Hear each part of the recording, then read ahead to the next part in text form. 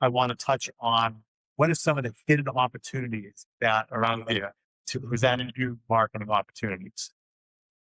We've seen in a lot of cases that new content can also drive high engagement around older content. For example, when Top Gun Maverick came out, as maybe a summer or two ago, the original Top Gun saw a big spike in engagement. We saw them again the past month or so.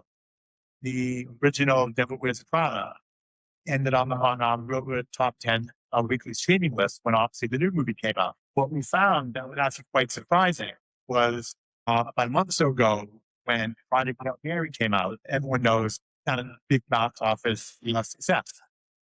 It would seem that a lot of people would probably want to watch that and say, hey, I want to watch some more Andy Weir content. What would be another great movie to watch? One of my favorites, The Martian, shockingly was not streaming at that time. That was a huge marketing opportunity that was missed by whoever could have grabbed that content and put it on there. Since we posted this, it was since wrapped up. But again, that shows that there's these opportunities that are often lying right in front of you that you're not aware of. And without having that data, it's impossible to know. And just so you don't think that this is sort of a one-off opportunity, these are a couple of other movies that we looked at in the past couple of weeks to show that there are still opportunities out there. Some of you may be aware, I think there's a Christopher Nolan movie coming out this summer.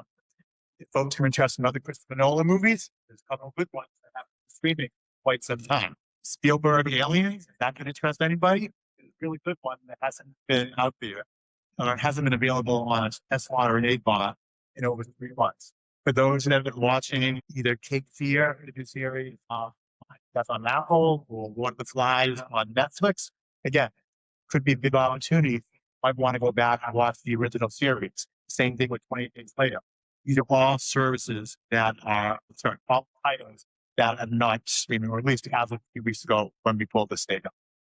So again, it shows that there's plenty of marketing opportunities on right in front as long as you have access to the right data. So if you took away anything from this brief presentation, I'd say these 3 things.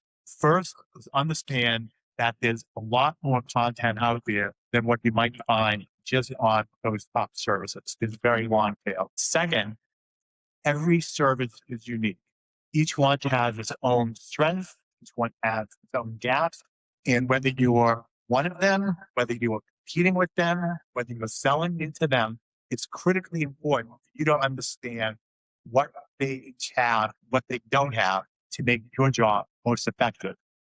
And lastly, there are gaps that are out there every single day in the data that allow you to take very strong marketing, that allow you to take very strong marketing opportunities and really leverage some of the titles that are under-leveraged, some of the genres that are under-leveraged, allow you to really differentiate what you're doing, whether that's your own service or whether that's your own content, if you're a studio or distributor.